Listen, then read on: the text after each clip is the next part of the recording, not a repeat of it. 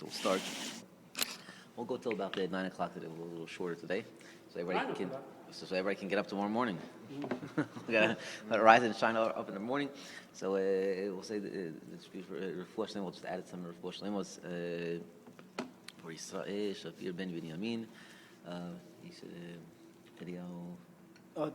David, Eliyahu, Chaya, Nina, Miriam, Chaya. Yeah. And for all the sick of Am Yisrael, Robert Appleby, tomorrow. Oh, yeah, well, it's still in the Yeah, that's all I suddenly think. Oh, okay. yeah. So. I don't have Sean tonight. It's good. Because they're in New York, they have the. Look. She wasn't able to. It's good. But we have Hamantash. Shkoyach. So they come for the food. We can't so speaking about food, so we'll start with some of the mitzvot that we're going to do like a little bit more of a halacha shir, and then in the end we're going to talk about for the last 15-20 minutes we'll talk about some of the ideas of the seudah, of how to eat. Okay, so we know the mitzvot. We have 4 primary mitzvot, right? The Megillah. We're hearing the Megillah. Now again, the Megillah is during night and day, right? So if you miss it during the night, you cannot. It's not made up. You can't make it up during the day. It's not like certain prayers. If you miss Mincha for certain reasons, you can make it up during Aravit. So if you miss Aravit, in Megillah, if you miss it during the night, you miss it during the night. That's it. Okay, so if you hear during the night, it doesn't excuse the person from coming during the day, right? So we know that it's two separate mitzvot, one during the night, one during the day. Okay, so that's the first mitzvah. So we'll do quickly first a couple of halachot. The Chazan is going to make so basically the schedule of the plan is going to be like this. It's going to be Motzei Shabbat. So of course tomorrow's the fast. Motzei Shabbat, we're going to not do Aravit when we normally do it, right? Normally we do Aravit and then we end up Shabbat, right? So what we're going to do is we're going to postpone Aravit till a little bit later. Everyone's going to go home, get their people ready, get their families ready, come back. I don't know whatever time it's going to be. It's going to be half an hour, 45 minutes after whatever they're going to call for. Then we're going to do Aravit. We're going to finish the Shemona Esrei. We're going to do V'ata Kadosh. Actually, I forgot.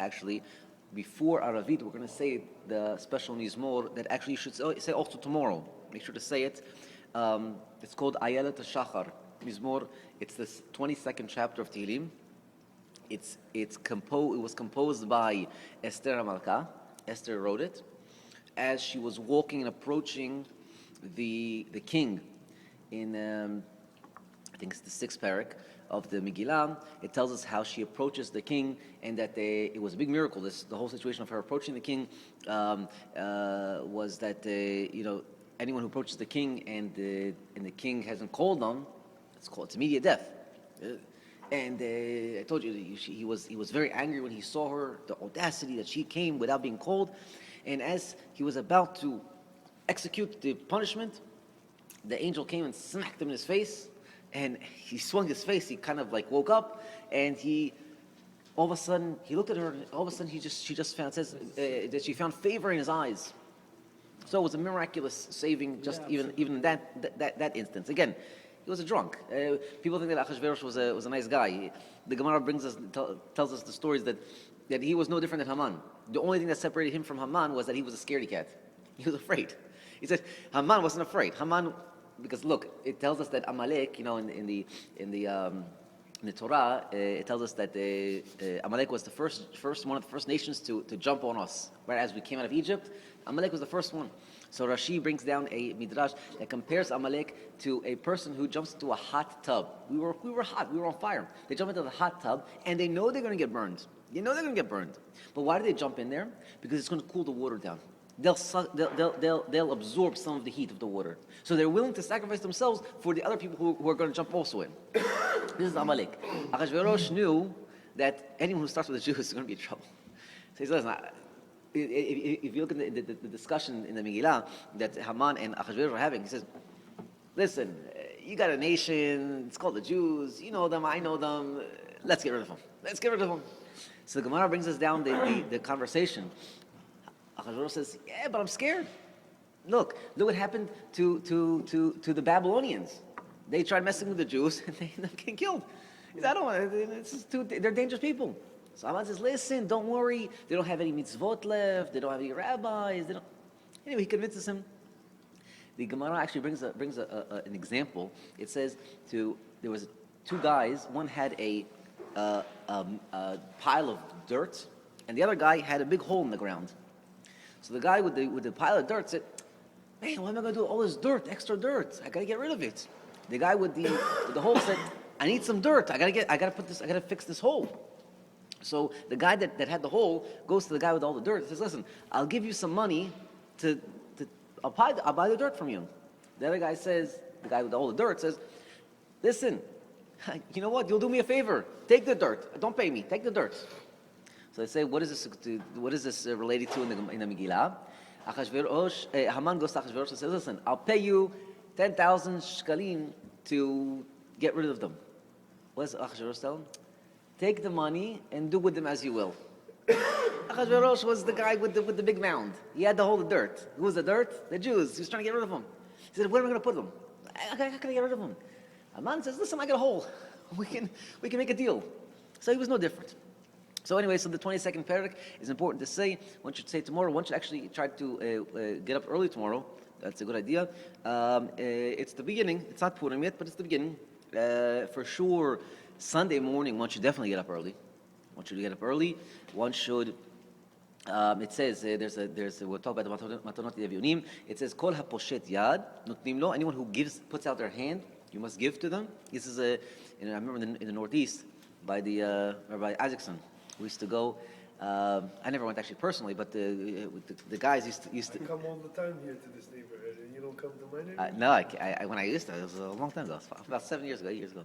So the guys used to go out to on Purim night to deal in New Jersey, to get tzedakot, to get charity money for the kollel, because there's a rule. Anyone who puts their hand out, you have to give them. So normally you have to check. You're allowed to check. Who are you? What are you doing? What's the cause of this? Is this a good worthy cause? Yeah, you don't have to give them $1 billion, but give them. So again, of course, that's in the physical world, right? We know that everything has a spiritual counterpart, and the spiritual counterpart is that anyone who davens for a request, Hashem says, "I'm not checking backgrounds today. Today, the gates are opened. You can get requests in easier.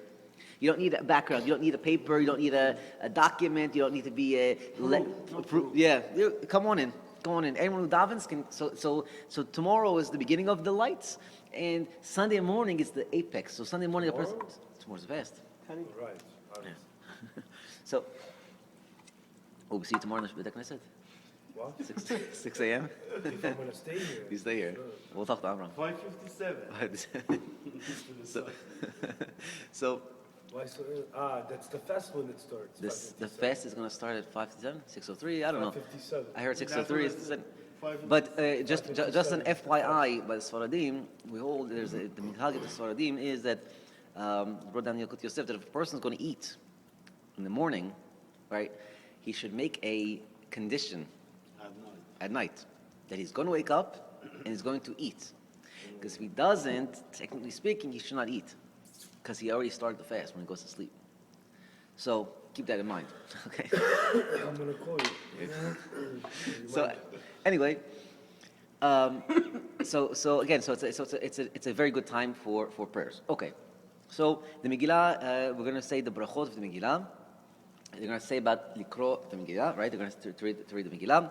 We're going to say Shechianu. The Chazan is going to say Shechianu. We're only just going to say it at night, Shechianu. But when the Chazan is saying it, you should have in mind also, first of all the brachot, you should have in mind to be Yotzeh, to be fulfilling your obligation, okay, with the Chazan.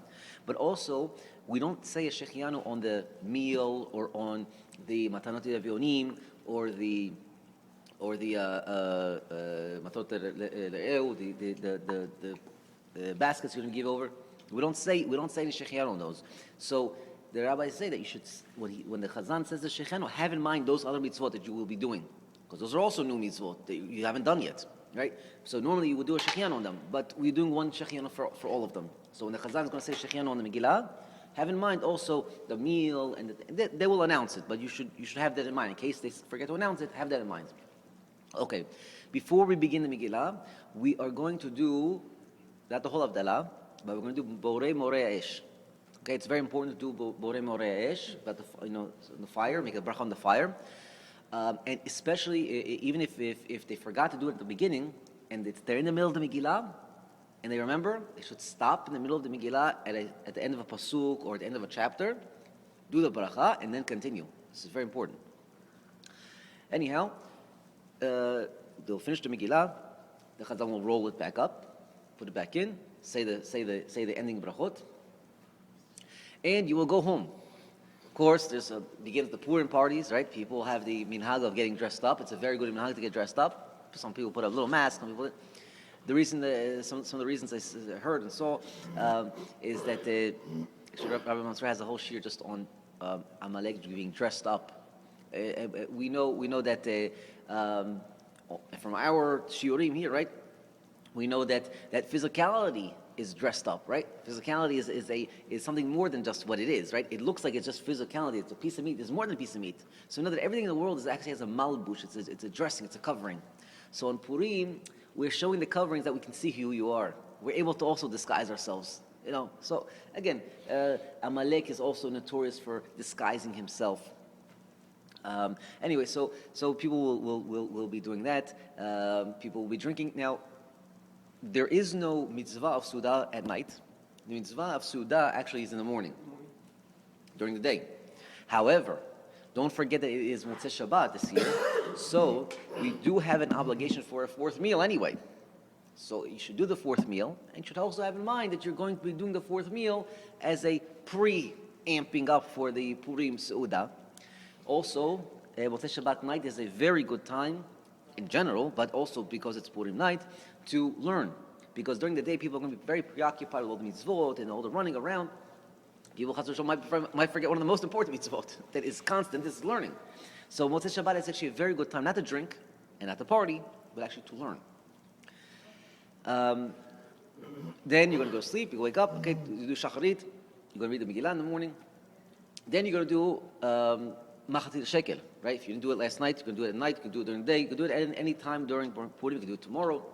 So again, Machatzit Shekel are, the minhag is to take 3 coins, like $50, right? Some people just put a certain amount of money in, and they raise the 3 coins. And of course, we mentioned, remember before about the 3 coins, Machatzit Shekel, there's a shiur on that, Machatzit Shekel. And it's 3 coins because it speaks about the word terumah, about the Machatzit Shekel. It's mentioned in 3 different places in the Torah. So 3 different places it mentions it, so we lift it up 3 times. Right, we spoke about, remember, again, we're not getting into the whole thing, but 3 different times we also have in the Machshava, Dibur, and Maaseh. Remember with that whole shiur about how Amalek was dividing between the Machshava, the intent of the person, and his Maasim and his Diburim, his actions. They were dividing it. So they were trying to do a split. We want to connect all of them. So the word Machatzit means to make a mechitza. So we are the anti-Amalek, so we're doing everything opposite whatever they try to do it. So you get the Machatzit Shekel. Okay, so during the day, you're going to have Matanot Le'Evyonim, also is a very important mitzvah. Again, I stress this point because people make a big deal of making like the biggest baskets to give to their friends. And Matanot Le'Evyonim, they give like $2. So they make this huge basket with like $45, $50 worth of foods and this and that. And then Matanot Le'Evyonim kind of goes by the wayside. The Matanot Le'Evyonim is more important. The person doesn't have any. Okay, I mean, again, I didn't say make it, little things. But if a person has, let's say, is going to spend $100, don't spend 95 of it on the basket and the foods, and $5 for the Evyonim. We didn't do anything by that. You know what I mean? So again, think about it accordingly. So Matanot Evyonim is 2 poor people, one food item, one item.